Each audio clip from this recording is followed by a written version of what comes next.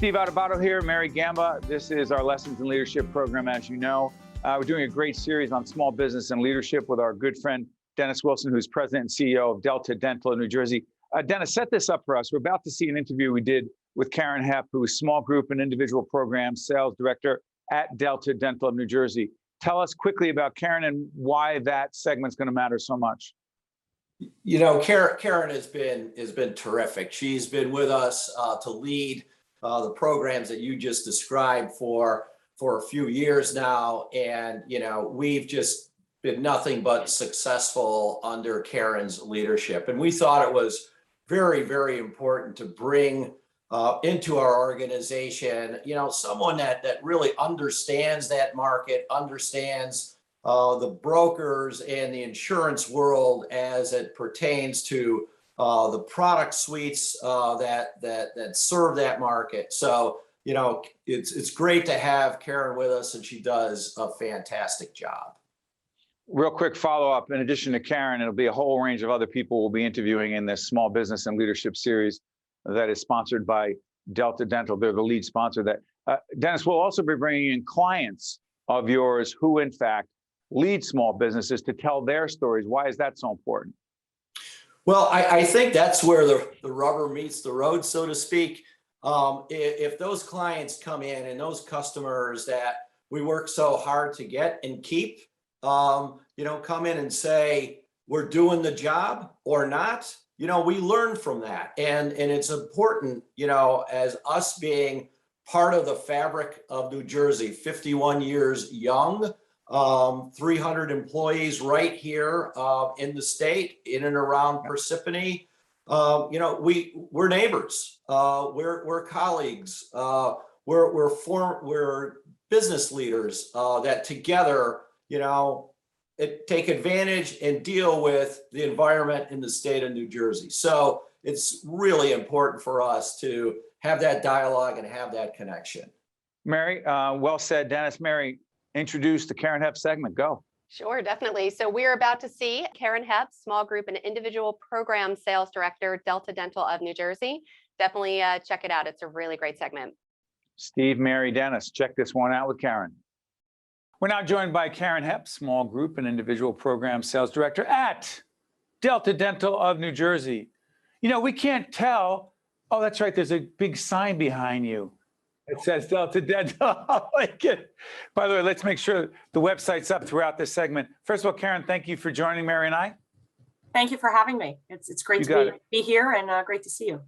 And Dennis kicked off this series. Dennis Wilson kicked off the series talking about small business and leadership. Let me ask you, from your experience dealing with small businesses all across the state of New Jersey and beyond, small business leadership, any different than any other kind of leadership? No, I don't believe it is. I just believe that small business leadership comes with less specific challenges and more general challenges. You know, if you're a leader at a small business, you have to tend to a lot more, you know, general everything than just a specific, you know, focus, because small business owners wear a lot of different hats. They oftentimes, and you've heard me talk about this before, they oftentimes don't have an HR department.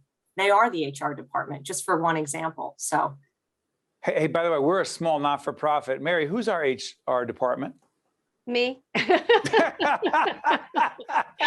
thanks, Mary. You just proved my point. There it is. Yeah. Go ahead, Mary.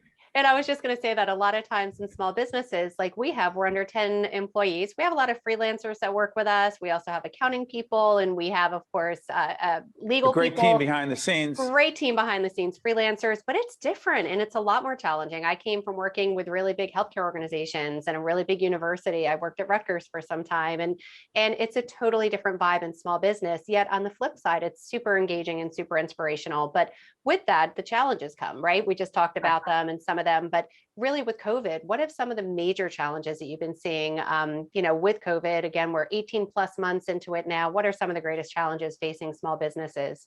Yeah, you've heard me say this before, and I'll say it again. It's cash flow, it's money management. It's, meeting payroll and covering the benefits and just balancing the budget and paying the bills. But now we have a new element, right? Rising inflation. And small businesses, the cost of the goods that they need to run their business, they're going up. And so the question then for small business owners is, how do I cover these costs and recoup these costs? And I'm going to have to push the prices, raise the prices of my goods and services for my clients. How do I keep my customers? There's another one, Karen, I want to jump in. By the way, Karen has joined us many times on our public broadcasting side. You can check out those interviews on steveautobato.org. Put in Karen's name, you'll see that. But it's interesting because Delta Dental deals with so many small businesses, particularly as those businesses are dealing with returning to work, whatever that means, the new normal. Some are hybrid. We're virtually all virtual, except when we go out on location, which is not that often. But here's what I'm curious about. How much of a challenge is it, Karen, for small businesses who are trying to get some people back to work? Some are remote, so they're not in the same location. They're dealing with safety issues. We're dealing with who's vaccinated, who's not. How much of that is about leadership and communication? All of it, right? You have your challenges. I mean, a lot of small business, they're service businesses, and for some, the work from home model has proven productive and efficient, and shown employers things they didn't know that they could get done with a workforce working remotely. Other employers, they are missing out on the collaboration, the innovation, and the culture that's created by having your workforce under one roof. So, you said it, Steve, the hybrid model, I think is the way of the future for a lot of businesses, not all businesses, but and employees want that flexibility. A lot of employees want to be able to, make their own schedule, not go back to the office full time. Yeah, and Mary, it's interesting, as Karen mentioned this, the other part of it, particularly for small businesses, recruiting and retaining. I knew you were going to go there. Go ahead, pick it up, Mary, because you've been dealing, as the head of our HR department, you've been dealing with it. I sure have been. And Karen, it's one of the biggest challenges, and we've always faced it. Steve and I have worked together for 21 years. We've seen a lot of people come and go. If you bring in younger people, maybe they don't know what they want to be yet when they grow up, and they, career changes and family changes. But Right. now, especially with COVID and other changes, what tips and tools do you have for small businesses looking not only to retain the people they have, but when they do have a need to recruit, how do you ensure that the person that you're recruiting, how do you vet them and make sure that they're really a right fit for the small business or organization? Yeah, well, at Delta Dental, we're very fortunate. We have a great HR department who does a lot of that vetting for us. I think it's challenging now, especially with the workforce shortages. A lot of employees have options. They can command more pay. They can be picky. And what a lot of employers are seeing is people show up and then they don't show up. So it is a challenge. I think one of the things that employers can do to attract top talent and retain their employees is to offer a robust benefit package. Whether that's a voluntary product offering in their benefits or adding a dental plan that promotes. I'm good sorry, oral did you health. say adding a dental plan? Yes. No, I'd get that plug in there. I want to have like the ding come. I wonder if Sylvester can do that. When they do Hold that on. and it goes ding and the little brightness off of my bright white. And thank you, Dad and Mom, for my braces because the dental. Oh, wait, go Hey, ahead, Karen, Steve. Yes. I just wanted to do that right now. Oh, excellent. Excellent. That's I'm sorry, I fantastic. thought I would get a bigger reaction, Karen. It's all right. It's all right. No, but I had to overall, look. I couldn't see the smile right away. but dental matters, overall healthcare matters, Yes. pension contribution matters, Yep. the time, flexibility, those are benefits. Right. And that's what's really key to employees. And I, if you're going to focus on your workforce, which is, the backbone of your company, then those are some of the things that you need to focus on. Before I let you go, how would you describe your leadership style, A and B? Where did it come from? Got a minute left. My leadership style, I want to say, has come from, former leaders that I have worked with. I learned what not to do and what to do. I think you get the best out of people when you you listen and you learn and you let them grow. And that's what's rewarding for me. And I have to add that, I'm surrounded by great leadership at Delta Dental. So really, really fortunate to work for such a great company. And we are fortunate to be able to partner with Delta Dental on this series on small business and leadership. So to Dennis and to Randy and to Karen and the entire team at Delta Dental, we thank them for your partnership. And there are going to be a whole range of small business leaders that are featured in this series because of the support and the commitment of an organization like Delta Dental. Hey, thank you, Karen. Thank you, Steve. Thank you, Mary. Thank you. Lessons in Leadership right back after this. This edition of Lessons in Leadership is made possible by the Buccino Leadership Institute at Seton Hall University, Prager Metis, Valley Bank, the International Union of Operating Engineers, Local 825, the North Ward Center, the New Jersey Sharing Network, Delta Dental of New Jersey, Kessler Foundation, and Seton Hall University, showing the world what great minds can do since 1856. This is Mary Gamba. If you want more leadership tips and tools, log on to stand-deliver.com. That's stand-deliver.com. Promotional support for this edition of Lessons in Leadership with me, Steve Adubato, and my colleague, Mary Gamba, has been provided by NJ.com, NJBIA, and New Jersey Business Magazine, CIANJ, and Commerce Magazine. Disastrous detour. The chapel bells are ringing, but you're stuck, adding 10 points to a 3-point turn. This looks like a job for Smile Power. Good thing your healthy smile is revved up with grin-guarding affordable dental benefits. So your healthy smile can keep you on the right route. Unleash your smile power with Delta Dental.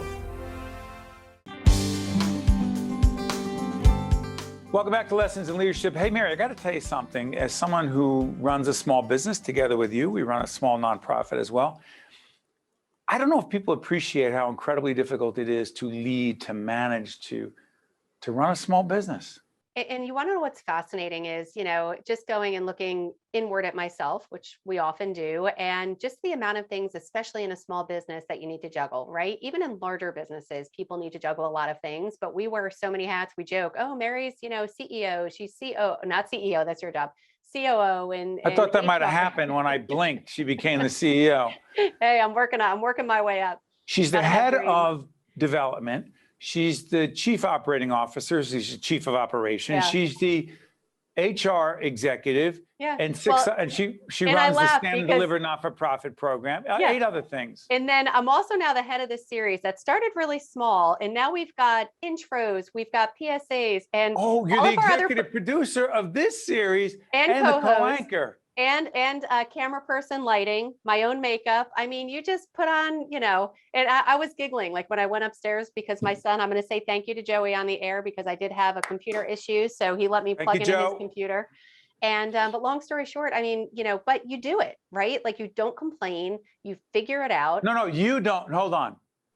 You don't complain. I don't complain. But That's here's the correct. point. If you're going to work in a small business, for profit, not for profit, whatever, how about people who say, and we know who they are, this is my job. I signed up. I saw the agreement. These are the job descriptions. This is job description. Don't ask me to do anything outside of that. Yeah. How does that work in a small organization? It doesn't work. I have no patience for it. And we have pushback. Sometimes it works. Sometimes it hasn't worked with eye rolls and size. And simply, I'm just not going to do it. And I'm flabbergasted. I'm like, I like to put food on the table for my family. I like to be able to put my kids through college, like, sure, within reason, unless we've always said this, unless it's ethically or morally wrong, what I'm asking you to do, your role within any organization is going to change. It's going to evolve. You can't come in and say, oh, I have this job description. Sure, maybe, I don't know, maybe, I was a checkout person at, a register, and that was my job. That was the same thing every day. But, Well, look at that. I'm sorry, Mary. What about a job of an executive producer or producer at the Caucus Educational Corporation? it's going to change. Has Look the at us. job changed? Look at us. I've seen you twice in almost 2 years in person. Like, think about how much has evolved and changed. Yet the wheel keeps moving. We do seminars with go to stand-deliver.com, learn about this. We do seminars. So I send you out on these seminars, and now I have to go to the UPS store. I need to make copies, and things change and evolve, but no complaining. You figure it out.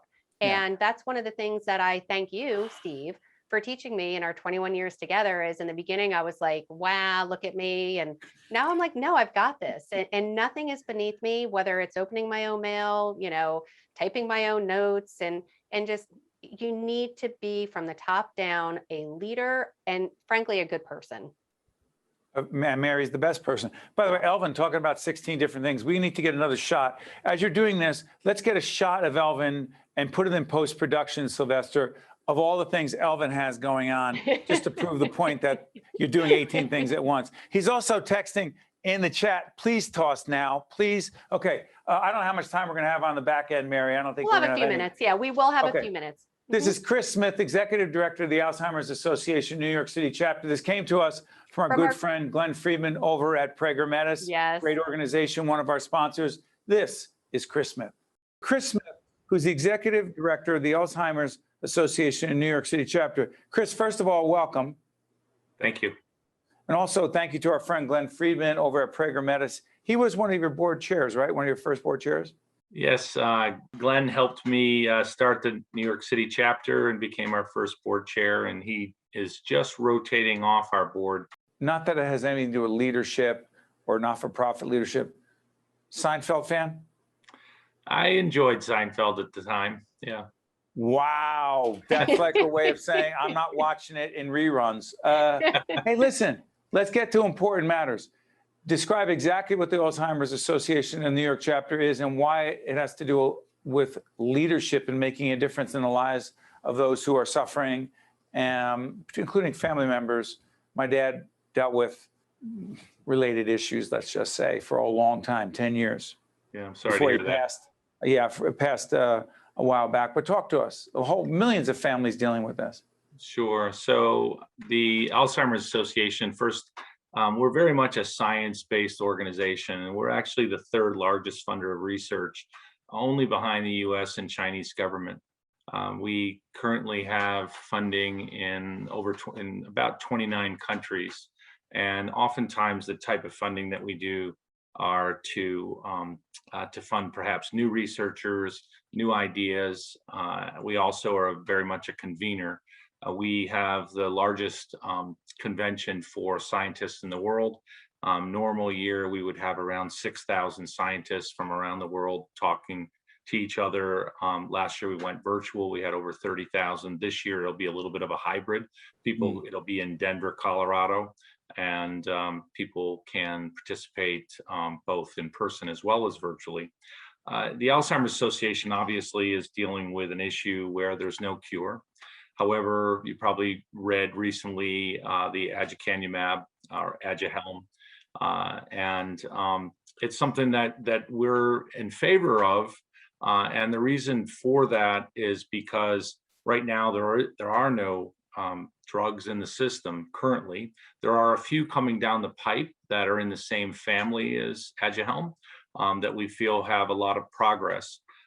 But in the studies that happened, and I'm not a scientist by any means, but in the studies that happened with this, there's a little bit of controversy about it because of a number of scientists don't feel there was enough evidence. But we felt that they did find about 22% of the people that were on the drug did slow down their progress in developing Alzheimer's. So for the right person, when you think about that, if there's 1 million people that might be in the category where it would help, that's 220,000 people. So from our standpoint, it's very important that we advocate for these families so that they can have maybe a few more memories before things get to a point where it's too late to turn back. Chris, before Mary jumps in, let me ask you this. This is a show about leadership. How would you describe your leadership style? I would say that I'm somebody who is very transparent as much as I can be. Obviously, you can't tell everything to everyone, but I believe that our team kind of has to have a good picture on what questions I face. and how we can be successful together. I try to put particularly younger junior staff in positions of leadership, whether it might be a task team, might be a full committee, and try to give them the resources to help support them as they deal with issues that we all deal with. Whether it's fundraising, program delivery, advocacy for people, I'm a big believer in jumping in with both feet, trying to roll up my sleeves at times, whether it's to schlep boxes at a walk, or to show leadership and lead a team. And so I would say trust, validate the trust that you're putting into people, and let them do their jobs. Mary, jump in. Yeah, definitely. So one thing, Chris, that we always talk about, if there's no money, there's no mission, right? Like with fundraising and you're going out there, and at the end of the day, we can't all do the great things that we do in the nonprofit community if there is not the money. Can you talk a little bit about the connection between relationships, building relationships with your sponsors, with those that support you, with the families? What is the connection between relationship building and leadership and fundraising?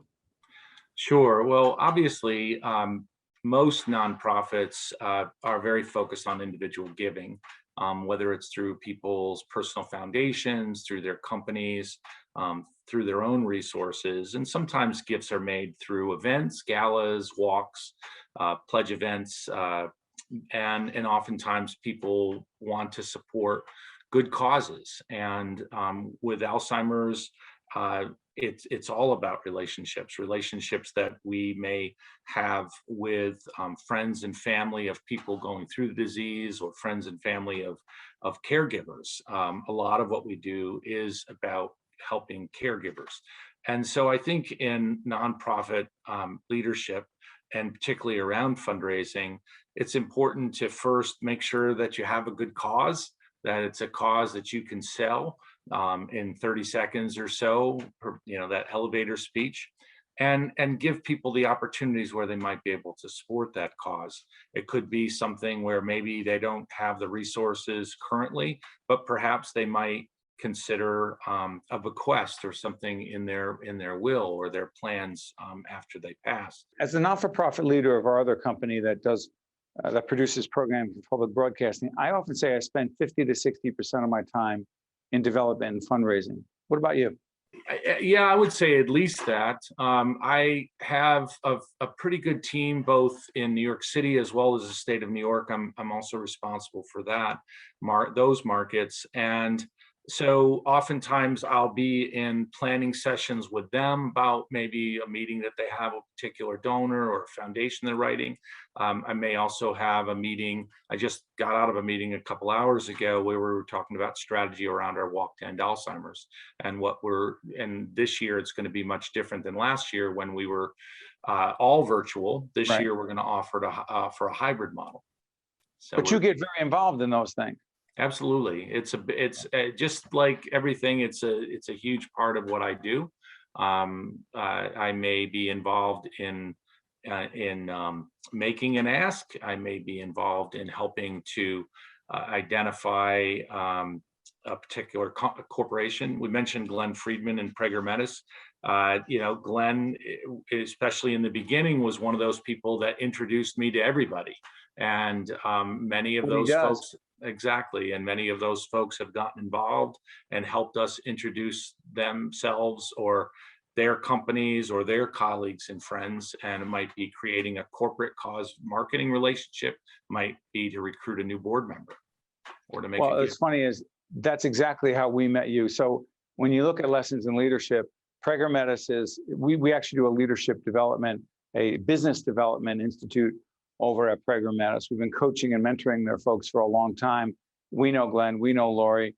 Glenn introduced us to you. He knows this show because they sponsor it. And that's it right there. Yeah. No disrespect, but we would likely not have known about you or had you on if it were not for Glenn and Prager. So listen, we appreciate you joining us, Chris. Chris Smith is the Executive Director, Alzheimer's Association of New Jersey. Mary, we have been putting up their website throughout the segment so people can find out more. And we wish you and your team all the best. Chris, thank you. Thank you very much. Really appreciate you having me join you. You got it. This is Lessons in Leadership. Steve Adubato, Mary Gamba. We'll be right back. This is Mary Gamba. If you want more leadership tips and tools, log on to stand-deliver.com. That's stand-deliver.com. Promotional support for this edition of Lessons in Leadership with me, Steve Adubato, and my colleague, Mary Gamba, has been provided by NJ.com, NJBIA, and New Jersey Business Magazine, CIANJ, and Commerce Magazine. I want to thank our friend Chris Smith over at the Alzheimer's Association. Thank you so much. By the way, we were talking before about multitasking, doing multiple things at once. We often talk about Elvin doing all kinds of things. Scarlin behind the camera here, who saved our last production with a team because they cut the wire. I don't want to say who cut the wire outside, the landscapers. They apologized today, and meaning we had no internet, he had to jump in. Do we have a shot of Frank, who's supposedly our audio engineer, but he's way more than that? Can we get a shot of Frank? There he Elvin, can we do is. that? No, stop. We've been together for almost 30 years. I'm going to do what the kids do these days. They do this, Frank, right? The little heart. what goes on around you, Frank? Hey, Frank, he's you're muted. an audio guy. He's and the your audio doesn't guy, and work. he's muted. Frank, you are muted, sir. What goes on around me, because I'm so not used to being on camera with you all on a regular basis like the rest of our staff. So this is what goes on around me. I mean, but I really can't take a shot of what's in front of me and how You I'm can't pan it? My monitor is a little too large to pick up, but I appreciate all the love that you give day to day. And Steve, when it comes to leadership, you're one of the best, and I mean that from the heart. No joking around. I'm sorry, the audio wasn't working. Can you try that again? Hold on. Frank, hold on one second. Mary, Elvin, I see we got to say goodbye. You always, every time I praise Frank, you cut me off. That's my I know, I'm technique. noticing a trend Hold here. on one second. Frank, See, check this now out. you're all getting it. You're Frank, all understanding. let what me ask you a happens here? question. Yeah. Serious question, no joke. We've been together 30 years. You just said I always show you the love. I try to show you the love. But between love and money, which one do you go with? In the workplace? Yeah, you're speaking for the team right now. Would you Listen. want a big bonus or just me saying you're great? I mean, honestly, from you, I'll take you saying that I'm great. Wow. Elvin said, you know what Elvin just said? Show me the money. Well, Elvin and I are very different. Absolutely right. And as well as I love you too, Stephen. Now he loves you.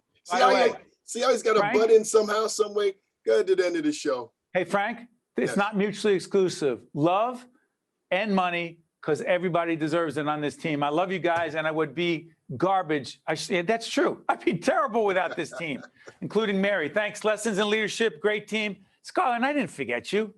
Met fan and all. See you next time.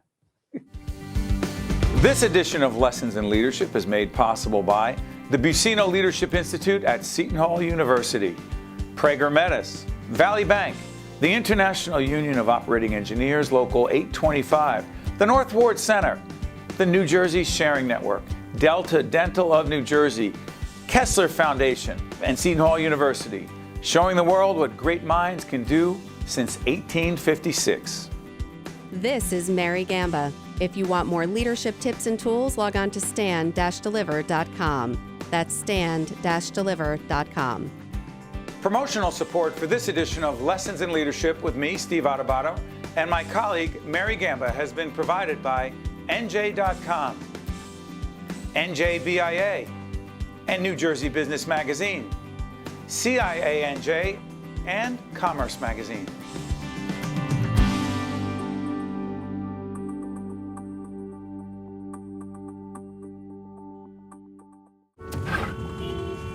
Disastrous detour. The chapel bells are ringing, but you're stuck, adding 10 points to a 3-point turn. This looks like a job for smile power. Good thing your healthy smile is revved up with grin-guarding affordable dental benefits. So your healthy smile can keep you on the right route. Unleash your smile power with Delta Dental.